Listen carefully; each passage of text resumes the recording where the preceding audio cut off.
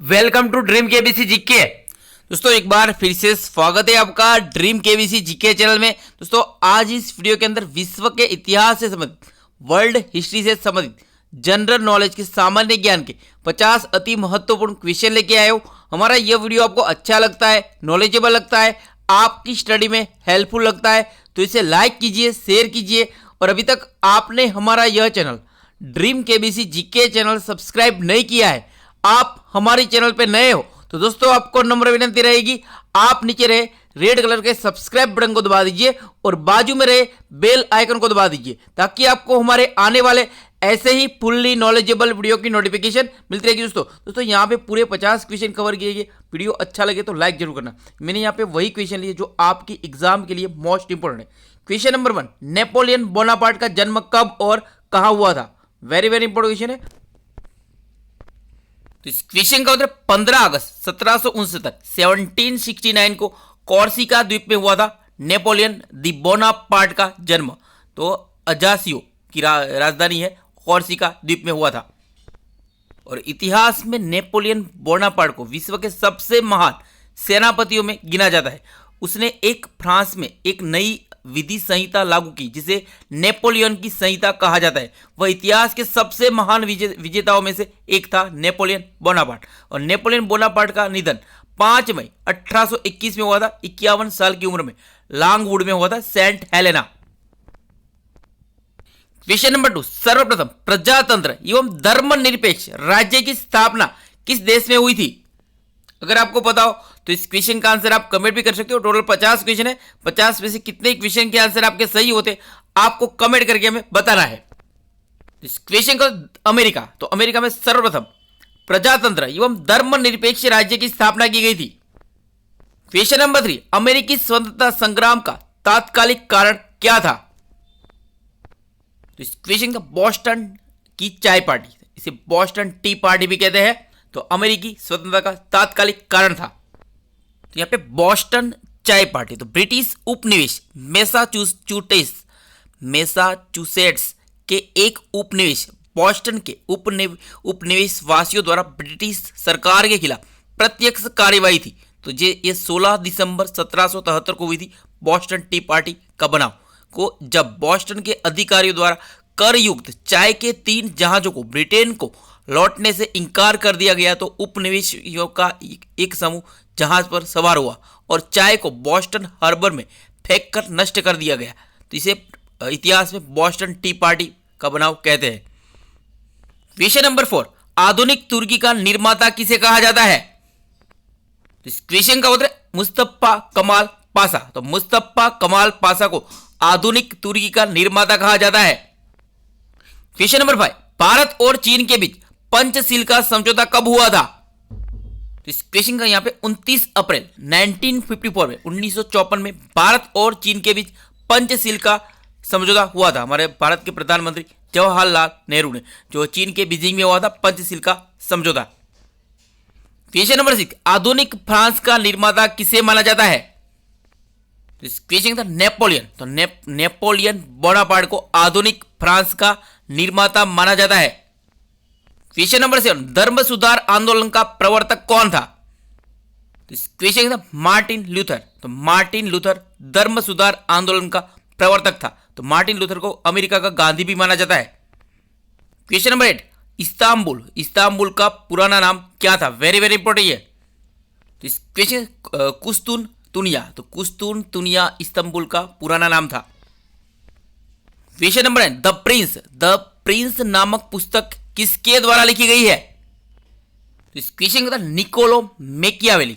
तो the Prince पुस्तक के लिए निकोलो मैकियावेली को खास करके विश्व में जाना जाता है। ये राजनीति शास्त्र का पुस्तक है द प्रिंस, इसका नाम आपको याद रखना है। और इसके अलावा द डिस्कोर्स और द हिस्ट्री मैकियावेली की प्रसिद्ध रचनाएं है। यहाँ पे निकोलो मैकियावेली एक इटली का एक राजनयिक एवं राजनीतिक दार्शनिक, संगीतज्ञ, कवि एवं नाट्यकार था। इसे खास करके जैसे कि मैंने बताया द प्रिंस राजनीतिक शास्त्र के पुस्तक रचना के लिए जाना जाता है। क्वेश्चन नंबर 10, इटली का एकीकरण कब व किसने किया था? इस क्वेश्चन 1871 में काउर ने किया था। काउर ने इटली का एकीकरण। क्वेश्चन नंबर 11, प्रथम विश्व युद्ध का तात्कालिक कारण क्या था? तो इस क्वेश्चन का ऑस्ट्रिया के राजकुमार फर्डिनेंड की सेराजेवो में हत्या प्रथम विश्व युद्ध का तात्कालिक कारण था। 1914 में हुआ था प्रथम विश्व युद्ध। क्वेश्चन नंबर 12, मदर पुस्तक की रचना किसने की थी? तो इस क्वेश्चन मैक्सिम गोर्की, तो मैक्सिम गोर्की ने की थी मदर पुस्तक की रचना। क्वेश्चन नंबर 13, आधुनिक राजनीति दर्शन का जनक किसे कहा जाता है? तो इस क्वेश्चन का मैकियावेली, तो मैकियावेली को आधुनिक राजनीति दर्शन का जनक कहा जाता है। Question number 14, Othello, Romeo and Juliet और हेमलेट नामक अमर कृतियां किसकी है? तो इस क्वेश्चन का शेक्सपियर, विलियम शेक्सपियर की है। Othello, Romeo and Juliet and Hamlet, तो यहाँ पे विलियम शेक्सपियर, तो इनका जन्म 23 अप्रैल 1564 में 1564 में हुआ था। तो कहाँ हुआ था? तो स्ट्रैंडफोर्ड इंग्लैंड में हुआ था। और विलियम शेक्सपियर का स्मारक समाधि स्थल कहाँ है? तो church of the Holi Trinity, church of the Holi Trinity में है, स्ट्रैंडफोर्ड में है, इंग्लैंड में विलियम शेक्सपियर का समाधि स्थल याद रखना है। क्वेश्चन नंबर 15, द लास्ट सपर और मोनालिसा नामक अमर चित्रों के चित्रकार कौन है? तो इस क्वेश्चन का लियोनार्डो द विंची है द लास्ट सपर और मोनालिसा के चित्रकार। ये चित्र है दो प्रसिद्ध। क्वेश्चन नंबर 16, द्वितीय विश्व युद्ध का तात्कालिक कारण क्या था? तो इस क्वेश्चन का जर्मनी द्वारा पोलैंड पर आक्रमण द्वितीय विश्व युद्ध का तात्कालिक कारण था। क्वेश्चन नंबर 17, 9 अगस्त 1945 को नागासाकी पर गिराए गए परमाणु बम का नाम क्या था? तो इस क्वेश्चन का फैटमैन, तो 9 अगस्त 1945 में अमेरिका ने सर्वप्रथम नागासाकी पर बम फेंका था, उसके बाद हिरोशिमा पर बम फेंका था। क्वेश्चन नंबर 18, चीनी साम्यवादी गणतंत्र का प्रथम अध्यक्ष कौन था? इस क्वेश्चन का माओ त्से तुंग था चीनी साम्यवादी गणतंत्र का प्रथम अध्यक्ष। क्वेश्चन नंबर 19, समुद्री मार्ग से संपूर्ण विश्व का चक्कर सर्वप्रथम किसने लगाया था? तो इस क्वेश्चन का मैगलन ने लगाया था समुद्री मार्ग से सर्वप्रथम समग्र विश्व का चक्कर। क्वेश्चन नंबर 20, एक जार एक चर्च और एक रूस का नारा किसने दिया था? तो इस क्वेश्चन का जार निकोलस द्वितीय ने दिया था, एक जार एक चर्च और एक रूस। क्वेश्चन नंबर 21, अब्राहम लिंकन की हत्या किसने की थी? तो इस क्वेश्चन जॉन विल्किस बूथ ने की थी अब्राहम लिंकन की हत्या। तो यहाँ पे अब्राहम लिंकन जो 12 फरवरी 1800 उनका कार्यकाल 1861 से 1864 तक था, अमेरिका राष्ट्रपति रहे थे अब्राहम लिंकन। तो उनका अमेरिका के 16वें राष्ट्रपति थे, याद रखना है, कहीं एग्जाम में पूछा जाता है। तो अब्राहम लिंकन अमेरिका के कौन से क्रम के राष्ट्रपति थे? तो 16वें। तो अमेरिका के 16वें राष्ट्रपति कौन थे? Abraham Lincoln. इनका कार्यकाल जैसे कि मैंने बताया 1861 से 1864 तक था। ये रिपब्लिकन पार्टी से थे और उन्होंने अमेरिका को उसके सबसे बड़े संकट गृह युद्ध से पार लगाया था। तो सबसे पहले अमेरिका में गृह युद्ध कब हुआ था? तो अब्राहम लिंकन राष्ट्रपति के कार्यकाल में हुआ था। और अमेरिका में दास प्रथा के अंत का श्रेय लिंकन को ही जाता है।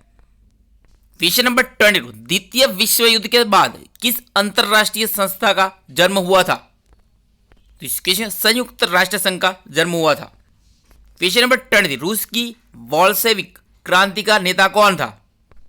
इस क्वेश्चन लेनिन था रूस की बोल्शेविक क्रांति का नेता। क्वेश्चन नंबर 24, रूस की क्रांति का तात्कालिक कारण क्या था? इस क्वेश्चन प्रथम विश्व युद्ध में रूस की हार। तो रूस की क्रांति का तात्कालिक कारण क्या था? प्रथम विश्व युद्ध में रूस की हार। क्वेश्चन नंबर 25, दुनिया की सबसे पुरानी सभ्यता कौन सी मानी जाती है?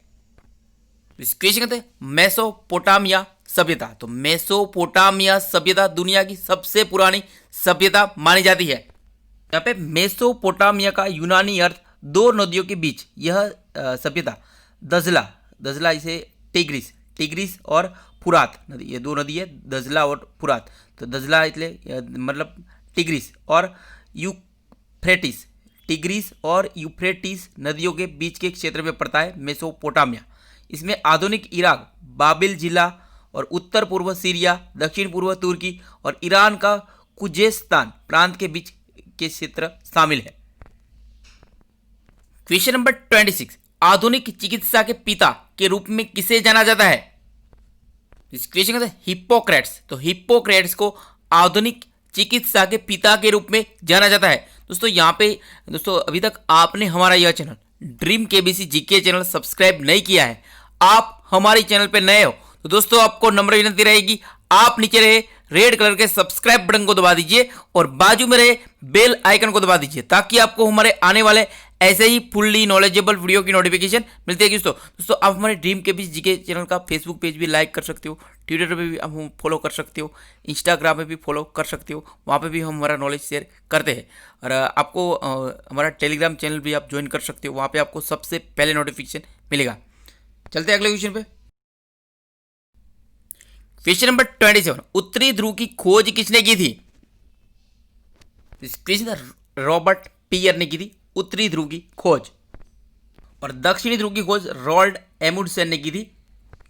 और पृथ्वी के केंद्र से, जो पृथ्वी का सेंटर पॉइंट से नज़दीकी स्थान कौन सा है? तो उत्तरी ध्रुव। आपको याद रखना है, एग्जाम में कई बार क्वेश्चन आता है। तो पृथ्वी के केंद्र से नज़दीकी स्थान कौन सा है? तो उत्तरी ध्रुव है। और पृथ्वी के केंद्र से दूरस्थ स्थान कौन सा है? फारस्टेस्ट पॉइंट।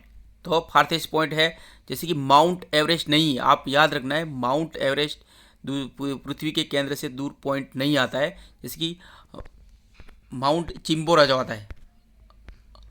माउंट चिम्बोराजो पृथ्वी के केंद्र से सबसे दूरस्थ बिंदु है माउंट चिम्बोराजो। और हमारा जो अंतरिक्ष स्पेस से सबसे पृथ्वी का सबसे नज़दीक का बिंदु भी माउंट चिम्बोराजो आता है, माउंट एवरेस्ट नहीं आता है। ऐसे भी क्वेश्चन कभी कभी केबीसी में आता है कि आपको पता ना हो तो आपको बोल दूं, तो हमारे अंतरिक्ष से सबसे नज़दीक पृथ्वी का बिंदु कौन सा है? तो माउंट चिम्बोराजो आता है, जो अमेरिका में है। और माउंट एवरेस्ट नहीं आएगा। माउंट एक ही जैसे कि हम लाइन करेंगे पृथ्वी के ऊपर तो समांतर रेखा में, तो माउंट चिम्बोराजो माउंट एवरेस्ट से भी ऊंचा आएगा। क्वेश्चन नंबर 28, वैज्ञानिक समाजवाद के संस्थापक के रूप में भी किसे जाना जाता है? तो इस क्वेश्चन का कार्ल मार्क्स को वैज्ञानिक समाजवाद के संस्थापक के रूप में भी जाना जाता है। और कार्ल मार्क्स की प्रसिद्ध पुस्तक रचना तो दास कैपिटल सबसे प्रसिद्ध है। और उसके बाद एक the communist manifesto, the communist manifesto भी बहुत ही प्रसिद्ध रचना है कार्ल मार्क्स की। क्वेश्चन नंबर 28, इतिहास के पिता के रूप में किसे जाना जाता है? तो इसकी हेरोडोटस। तो हेरोडोटस को इतिहास के पिता के रूप में जाना जाता है। क्वेश्चन नंबर 30, एडोल्फ हिटलर की आत्मकथा का नाम क्या है? तो इस क्वेश्चन का मीन कॉम्प। तो मीन कॉम्प एडोल्फ हिटलर की आत्मकथा है। कई एग्जाम में क्वेश्चन पूछा गया है, आपको पता होना चाहिए इसका आंसर। मीन कॉम्प हिंदी में इसे मेरा संघर्ष। तो मेरा संघर्ष एडोल्फ हिटलर की आत्मकथा है। क्वेश्चन नंबर 31, रोम के अंतिम सम्राट कौन थे? तो इस क्वेश्चन रोमुलस अगस्त अल्सर। रोमुलस अगस्त अल्सर रोम के अंतिम सम्राट थे। क्वेश्चन नंबर 32, इंग्लैंड के किस राजा को मैग्ना कार्टा पर हस्ताक्षर करने के लिए मजबूर किया गया था? इस क्वेश्चन किंग जॉन। तो किंग जॉन को मैग्ना कार्टा पर हस्ताक्षर करने के लिए मजबूर किया गया था। क्वेश्चन नंबर 33, प्रथम विश्व युद्ध के लिए सबसे अधिक उत्तरदायी देश कौन सा था? प्रथम विश्व युद्ध के लिए सबसे अधिक उत्तरदायी देश कौन सा था? इस क्वेश्चन का जर्मनी प्रथम विश्व युद्ध के लिए सबसे अधिक उत्तरदायी देश था। क्वेश्चन नंबर 34, आधुनिक रूस का निर्माता किसे कहा जाता है? इस क्वेश्चन का उत्तर है स्टालिन। स्टालिन को आधुनिक रूस का निर्माता कहा जाता है। क्वेश्चन नंबर 35, दुनिया के मजदूरों को एक हो। दुनिया के मजदूरों को एक हो का नारा किसने दिया था? इस क्वेश्चन को कार्ल मार्क्स ने दिया था, दुनिया के मजदूरों को एक हो को होने का नारा। क्वेश्चन नंबर 36, जर्मनी का एकीकरण किसने किया था? वेरी वेरी इंपोर्टेंट क्वेश्चन है ये। इस क्वेश्चन का बिस्मार्क। तो वैसे ही हमारे भारत का एकीकरण किसने किया था? सरदार वल्लभ भाई पटेल ने किया था। तो सरदार वल्लभ भाई पटेल को भारत का बिस्मार्क कहा जाता है। और भारत के आयरन मैन, लोखंडी पुरुष किया था, लोह पुरुष कहा जाता है सरदार वल्लभ भाई पटेल को। और बिस्मार्क को जर्मनी का लोह पुरुष कहा जाता है। क्वेश्चन नंबर 37, नेपोलियन के पतन का कारण क्या था? इस क्वेश्चन, रूस पर आक्रमण नेपोलियन के पतन का कारण था। क्वेश्चन नंबर 38, अमेरिकी स्वतंत्रता संग्राम का नायक कौन था? इस क्वेश्चन का जॉर्ज वॉशिंगटन अमेरिकी स्वतंत्रता संग्राम का नायक था, और जॉर्ज वॉशिंगटन को अमेरिका का राष्ट्रपिता कहा जाता है, जैसे हमारे राष्ट्रपिता महात्मा गांधी वैसे ही। क्वेश्चन नंबर 39, प्रथम विश्व युद्ध के समय अमेरिका का राष्ट्रपति कौन था? इस क्वेश्चन का वुडरो विल्सन। वुडरो विल्सन प्रथम विश्व युद्ध के समय अमेरिका का राष्ट्रपति था, प्रमुख था। क्वेश्चन नंबर 40, गुप्त संधियों की प्रणाली का जनक किसे माना जाता है? इस क्वेश्चन का बिस्मार्क को गुप्त संधियों की प्रणाली का जनक माना जाता है। क्वेश्चन नंबर 41, द्वितीय विश्व युद्ध के समय इंग्लैंड का प्रधानमंत्री कौन था? वेरी वेरी इंपॉर्टेंट क्वेश्चन ये। इस question Winston Churchill. Winston Churchill द्वितीय विश्व युद्ध के समय इंग्लैंड का प्रधानमंत्री था, जिसने गांधी जी हमारे राष्ट्रपिता महात्मा गांधी को अधनंग फकीर कहा था। क्वेश्चन नंबर 42, द्वितीय विश्व युद्ध के समय अमेरिका का राष्ट्रपति कौन था? इस question Franklin D Roosevelt. Franklin D Roosevelt द्वितीय विश्व युद्ध के समय अमेरिका का राष्ट्रपति था। क्वेश्चन नंबर 43, किन दो देशों के बीच 100 वर्षीय युद्ध हुआ था? इस क्वेश्चन इंग्लैंड और फ्रांस के बीच 100 वर्षीय युद्ध हुआ था। क्वेश्चन नंबर 44, फासिस्टवाद की विचारधारा किस देश में विकसित हुई थी? इस क्वेश्चन का इटली में विकसित हुई फासिस्टवाद की विचारधारा। क्वेश्चन नंबर 41, लोजान की संधि किस किस के मध्य हुई थी? इस क्वेश्चन तुर्की और यूनान के मध्य हुई थी लोजान की संधि। क्वेश्चन नंबर 46, यूरोप का मरीज किसे कहा जाता है? इस क्वेश्चन का तुर्की को कहा जाता है यूरोप का मरीज। वैसे ही हमारे एशिया का मरीज किसे कहा जाता है? तो चीन को एशिया का मरीज कहा जाता है। क्वेश्चन नंबर 47, द्वितीय विश्व युद्ध के समय इटली का अधिनायक कौन था? इस क्वेश्चन मुसोलिनी द्वितीय विश्व युद्ध के समय इटली का अधिनायक था। क्वेश्चन नंबर 48, इंग्लैंड में शानदार अलगाववाद की नीति का विचारक कौन था? इस क्वेश्चन का सिली सेवरी। तो सेली सेवरी इंग्लैंड में शानदार अलगाववाद की नीति का विचारक था। क्वेश्चन नंबर 49, अंतरराष्ट्रीय न्यायालय में न्यायाधीश नियुक्त होने वाले प्रथम भारतीय कौन थे? इस क्वेश्चन श्री BN राव अंतरराष्ट्रीय न्यायालय में न्यायाधीश नियुक्त होने वाले प्रथम भारतीय थे। क्वेश्चन नंबर 50, 1940 ईस्वी में रूस को राष्ट्र संघ से निष्कासित क्यों किया गया था? इस क्वेश्चन रूस द्वारा फिनलैंड पर आक्रमण किया गया था, इसलिए 1940 में रूस को राष्ट्र संघ से निष्कासित कर दिया गया था। दोस्तों यहाँ पे यह वीडियो समाप्त होता है। हमारा ये वीडियो आपको अच्छा लगाओ, नॉलेजेबल लगाओ, आपकी स्टडी में हेल्पफुल लगाओ तो इसे लाइक कीजिए, शेयर कीजिए।